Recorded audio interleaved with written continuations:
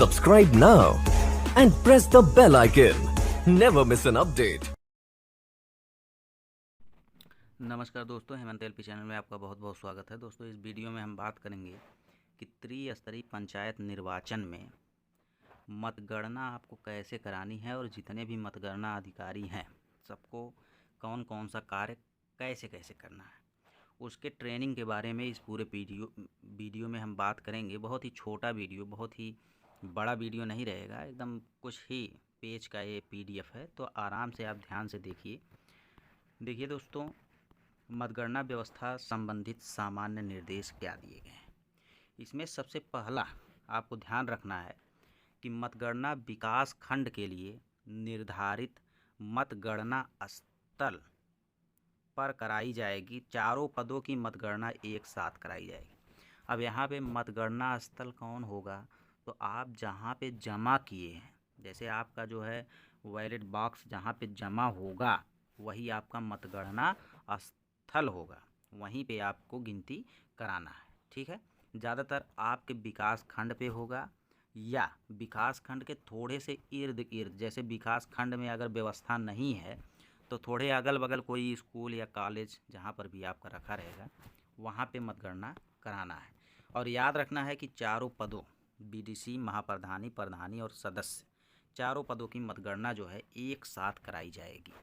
प्रत्येक विकास खंड के मतगणना स्थल पर एक वरिष्ठ व अनुभवी अधिकारी को जोनल मजिस्ट्रेट के रूप में तैनात किया जाएगा। जैसे आप लोग चुनाव करवाए थे तो उसमें एक जोनल मजिस्ट्रेट होता था, वैसे ही मतगणना स्थल पर भी एक जो है अनुभवी जोनल मजिस्ट्रेट होगा, जो प्रशासनिक व्यवस्था व कानून व्यवस्था के लिए उत्तरदायी होगा। अगला है, प्रत्येक मतगणना कक्ष में मतगणना प्रारंभ होने से समाप्त होने तक अनवरत मतगणना की वीडियोग्राफी कराई जाएगी। यानी जो मतगणना कराई जाएगी उसकी वीडियोग्राफी कराई जाएगी, इसलिए कोई किसी को जिताने के चक्कर में, एक आध फाड़ने के चक्कर में या खाने के चक्कर में ना रहे, नहीं तो वह वीडियो में आ जाएगा। अगला है, मतगणना कर्मियों की शिफ्ट वार ड्यूटी लगाई जाएगी। प्रत्येक शिफ्ट 12-12 घंटे की होगी। जैसे मान लीजिए एक जगह मतगणना की गिनती करने पे काफ़ी ज़्यादा समय लग गया, मान लीजिए 20 घंटे लग गया, तो 20 घंटे एक ही लोग ड्यूटी नहीं करेंगे, एक 12 घंटा करेगा और दूसरे 12 घंटा दूसरा करेगा, यानी ये 8 घंटा करेगा। ठीक है, इस तरीके से ऐसा नहीं है कि एक ही लोग दिन रात जो है करवाएंगे, ऐसा नहीं। अगला है, पहली शिफ्ट में नियुक्त कर्मी प्रातः 8 बजे से सायं 8 बजे तक मतगणना कार्य करेंगे। उसके बाद दूसरी पाली के कार्मिक सायं 8 बजे से मतगणना की समाप्ति तक मतगणना का कार्य करेंगे। वही हमने बताया कि 8 बजे से अगर 12 बजे तक होगा तो दूसरा वाला केवल 4 घंटा करेगा।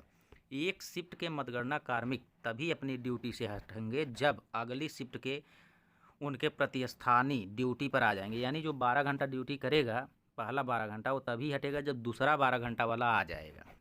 अगला है, मतगणना कार्मिकों को भोजन व जलपान मतगणना हाल में ही उपलब्ध कराया जाएगा। इसके लिए मतगणना कक्ष या हाल के बाहर नहीं जाएंगे। ऐसा नहीं है कि सब छोड़ छाड़ के चले गए खाना खाने बाहर, इधर प्रत्याशी और एजेंट जो है फाड़ फोड़ डाले, मार कर डाले, ऐसा नहीं है, वहीं पे आपको खाना खाना है। अगला है, मतगणना दल के गठन की सूचना की प्रति संबंधित मतगणना दल के सदस्यों को उपलब्ध कराई जाएगी। जो मतगणना दल बनेगा उसके गठन की सूचना की एक प्रति, एक फोटोकॉपी जो है संबंधित मतगणना दल के सदस्यों को उपलब्ध कराई जाएगी। जैसे आपको एक एक कॉपी मिली थी चुनाव में जाने के लिए, वैसे इसमें भी उपलब्ध कराई जाएगी। प्रत्येक न्याय पंचायत हेतु निर्धारित मतगणना कक्ष क्रमांकित करते हुए गणना की जाएगी। ठीक है, जैसे प्रत्येक न्याय पंचायत जो NPS होता है उसी को निर्धारित करके मतगणना कक्ष में क्रमांकित करते हुए मतगणना की जाएगी। इसको ट्रेनिंग में आपको बता दिया जाएगा। मतगणना केंद्र के भीतर मोबाइल फोन ले जाना प्रतिबंधित है। केवल प्रेक्षक, निर्वाचन अधिकारी, मजिस्ट्रेट, पुलिस अधिकारी को मतगणना केंद्र के भीतर मोबाइल फ़ोन ले जाने की अनुमति है।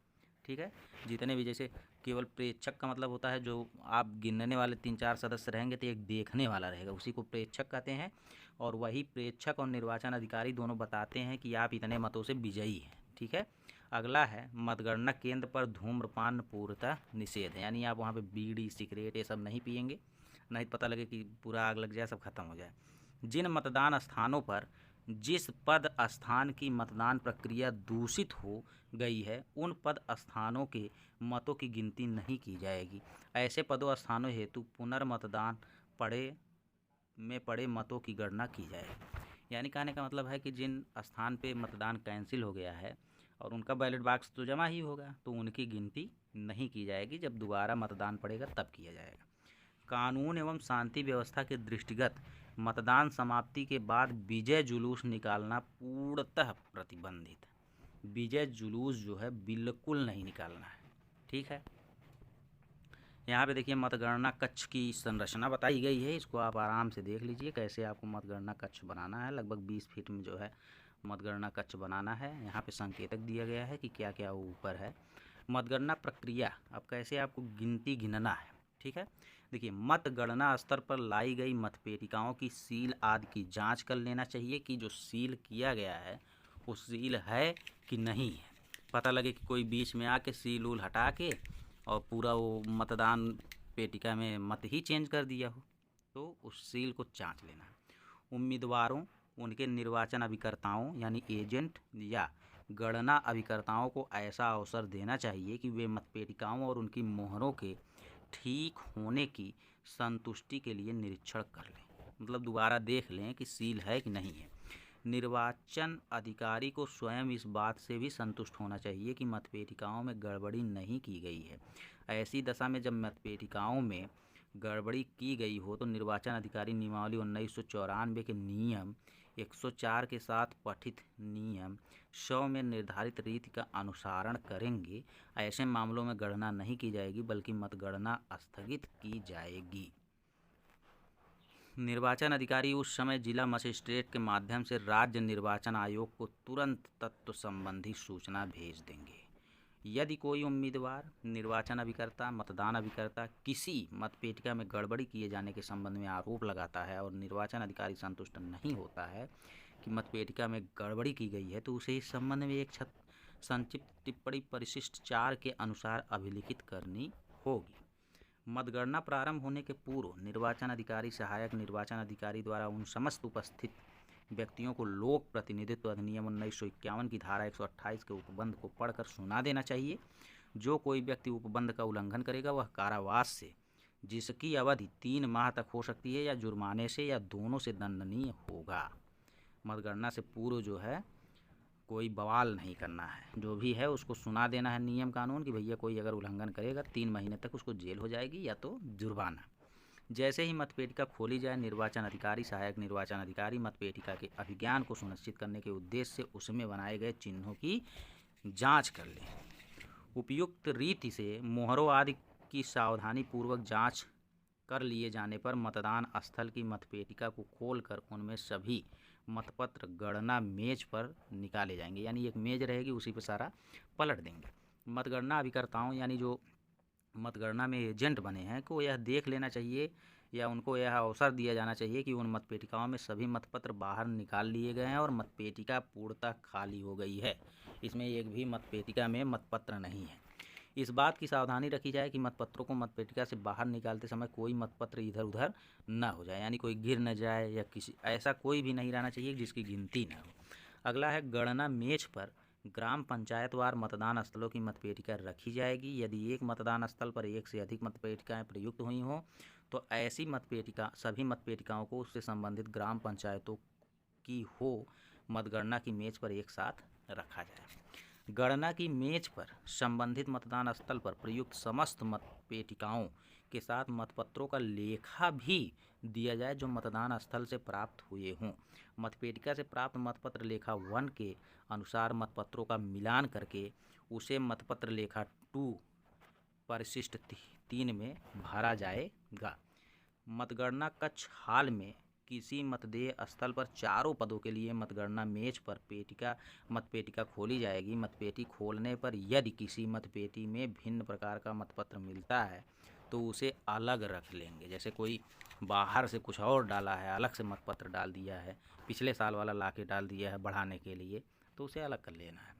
चारों पदों के मतपत्रों को अलग अलग छांटकर उनकी पदवार 50-50 की गड्डियों में स्लिप के साथ बिना उम्मीदवार के मत की गणना किए हुए रखा जाएगा। ठीक है, मतलब 50-50 की गड्डियाँ अलग अलग छांट लेना है।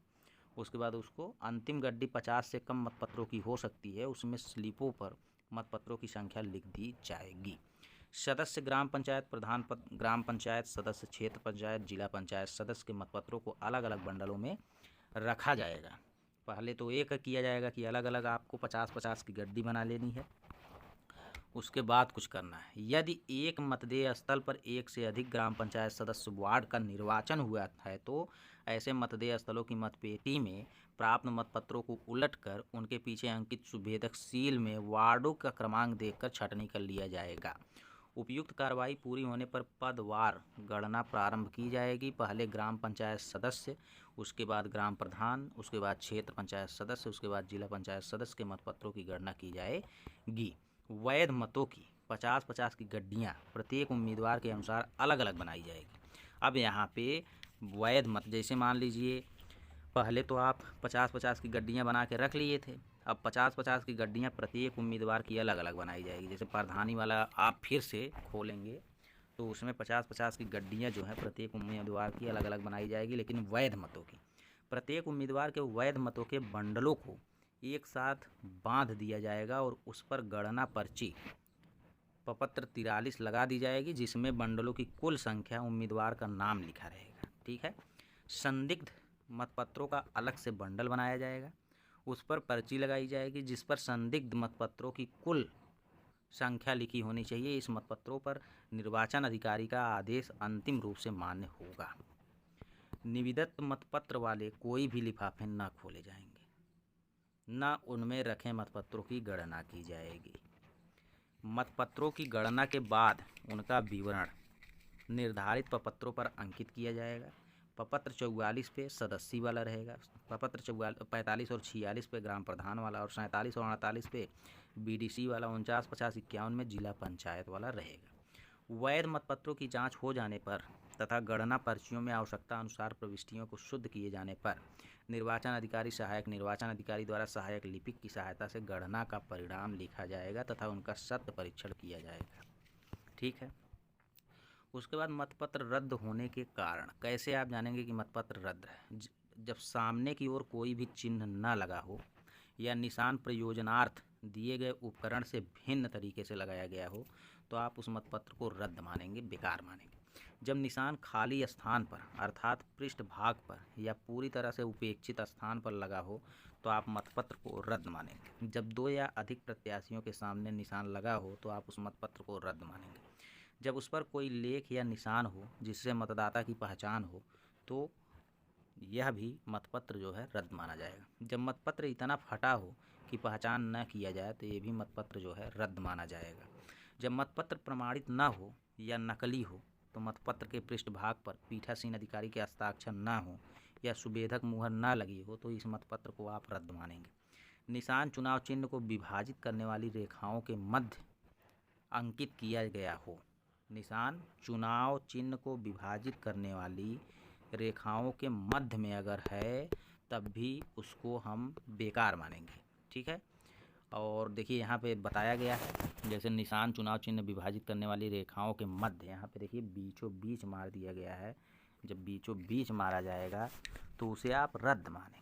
ठीक है, अगर एक तरफ मारा गया है, इधर मार दिया गया है तो सही है, इधर मार दिया गया है तो सही है, लेकिन बीचों बीच मारा गया है तो गलत है। ठीक है, मतपत्र रद्द होने के कारण मतदाता की पहचान के साथ निशान, जैसे यहाँ पे निशान तो ये मार दिया है, इस पर यहाँ पे लिख दिया भैया मोहन लाल हम ही उठवा दे है, तो वो भी जो है रद्द माना जाएगा। उसके बाद देखिए अगला है कि दो या दो से अधिक प्रत्याशियों के सामने निशान, ये इसका भी पैसा खाया था, इसका भी पैसा खाया था और दोनों को वोट भी दे दिए भैया हम तुम दोनों को दिए हैं, ताकि बाद में कसम वसम खिलाए कि तय हमार कसम, मतलब तुम कसम खाओ कि तुम हमको ही वोट दिए थे, तो ये दोनों के साथ कसम खाएगा। ठीक है, तो ये खाने वालों का हाल है।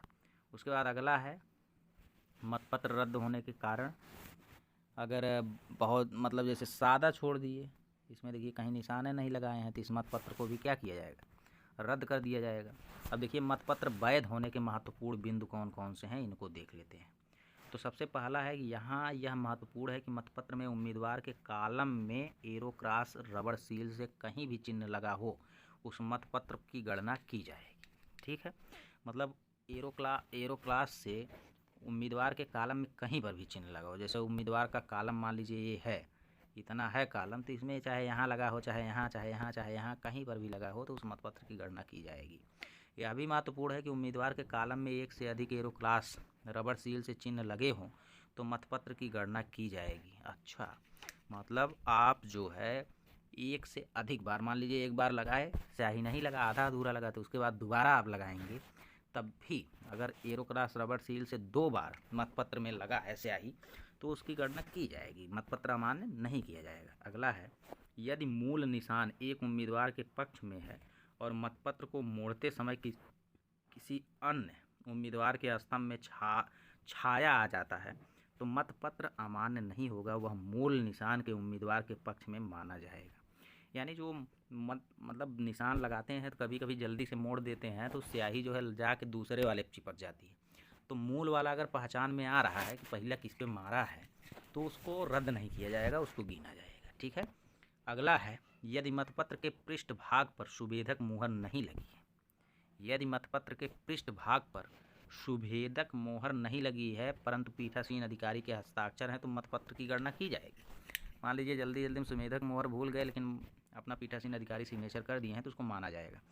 यदि मतपत्र में अंगूठे का निशान लगा है तो मतपत्र अवैध माना जाएगा, परंतु यदि अंगूठे का निशान असावधानीपूर्वक पकड़ने से लगा है तो मतपत्र अवैध नहीं माना जाएगा। यदि मतपत्र में अंगूठे का निशान लगा है तो मतपत्र अवैध माना जाएगा, परंतु यदि अंगूठे का निशान असावधानीपूर्वक पकड़ने से लगा है तो मतपत्र अवैध नहीं। जैसे मान लीजिए रबड़ सील मोहर से मारे, उसके बाद कहीं अंगूठा जाके टच कर दिया, उसको आप गिनेंगे, लेकिन अगर अंगूठा ही लगाए हैं तो उसको आप नहीं गिनेंगे। ठीक है, अगला है, मतगणना उपरांत की प्रक्रिया। मत पुनर्गणना, जैसे मान लीजिए एक बार गिनती हो गई, दोबारा गिनती अगर करने के लिए कहा जा रहा है तो पुनर्गणना के लिए किसी उम्मीदवार या उसके निर्वाचन अभिकर्ता या गणना अभिकर्ता के प्रार्थना पत्र पर निर्वाचन अधिकारी के निर्वाचन परिणाम घोषित करने के पूर्व मतों की फिर से संपूर्ण या आंशिक गणना की जाएगी, किंतु निर्वाचन अधिकारी किसी ऐसे प्रार्थना पत्र को जो उसे व्यर्थ या अनुचित जान पड़े अस्वीकृत करने का कारण उसी समय अभिलिखित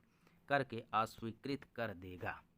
मतों की गणना किए जाने के उपरांत यदि किन्हीं 2 या 2 से अधिक उम्मीदवार द्वारा बराबर मतदान प्राप्त किए गए हैं तो उत्तर प्रदेश पंचायती राज नियमावली 1994 के नियम 54, नियम 55 के तहत निर्वाचन अधिकारी उन उम्मीदवारों के बीच पर्ची डालकर तत्काल निश्चय करेगा और ऐसे कार्रवाई करेगा कि जिन उम्मीदवार के नाम की पर्ची निकले उसे अतिरिक्त मत प्राप्त हुआ हो कि विधिक प्रक्रिया के अनुसार निर्वाचन परिणाम घोषित किया जाएगा। अगर मान लीजिए 2 लोगों को बराबर आ गया मतपत्र तो दोनों लोगों का नाम लिख के पर्ची डाल दी जाएगी और दोनों लोगों नाम लिख के पर्ची डाल दी जाएगी तो उसी में से एक पर्ची निकाला जाएगा, उसमें जिसका नाम होगा उसी को जीत घोषित कर दिया जाएगा।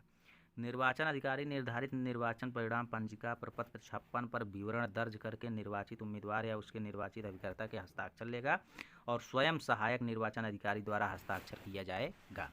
प्रत्येक मतगणना केंद्र पर नियुक्त सहायक निर्वाचन अधिकारी सदस्य जिला पंचायत द्वारा संबंधित जिला पंचायत वार्ड के मतों के परिणाम तैयार करने जिला मुख्यालय पर निर्वाचन अधिकारी को प्रेषित किया जाएगा। निर्वाचन अधिकारी द्वारा सदस्य जिला पंचायत के निर्वाचन के परिणाम संबंधित निर्वाचन क्षेत्र के सभी मतपत्रों की गणना के आधार पर किया जाएगा। राज्य निर्वाचन आयोग की अनुमति के उपरांत निर्वाचन परिणाम घोषित किया जाएगा। निर्वाचन परिणाम की घोषणा से पूर्व निर्वाचन परिणाम पंजिका में निर्वाचन अधिकारी, सहायक निर्वाचन अधिकारी, निर्वाचन उम्मीदवार एवं निर्वाचन अभिकर्ता एवं जोनल मजिस्ट्रेट के हस्ताक्षर किए जाएंगे। निर्वाचित उम्मीदवारों को निम्न प्रारूप देना होगा। ग्राम पंचायत के लिए प्रपत्र 52, ग्राम प्रधान के लिए प्रपत्र 53, क्षेत्र पंचायत सदस्य के लिए 54 और जिला पंचायत के लिए 55। ठीक है, और मतगणना प्रपत्र 44 और 56 तक मतगणना के बाद सीलबंद नहीं किए जाएंगे। इसको आप ध्यान देंगे कि मतगणना प्रपत्र 44 और 56 तक मतगणना के बाद सीलबंद नहीं किए जाएंगे, जिसे पृथक से जिला निर्वाचन कार्यालय में जमा करना होगा। निर्वाचन अधिकारी मतगणना के बाद मतपत्रों सहित मतगणना के महत्वपूर्ण अभिलेख, मतगणना विवरण, ये सब जो है पंजिका को छोड़कर सीलबंद बक्सों को जिला मजिस्ट्रेट द्वारा इस कार्य के लिए घोषित दृढ़ कक्ष में रखवाने की व्यवस्था सुनिश्चित करेंगे। तो कहने का मतलब ये है कि जमा उमा फिर करना है आपको, बस सील उल नहीं करना है, कुछ आपको जमा कर देना है। यही आपकी पूरी मतगणना की प्रक्रिया है। जो कि हम आशा करते हैं कि आप अच्छे से समझ गए होंगे। धन्यवाद दोस्तों।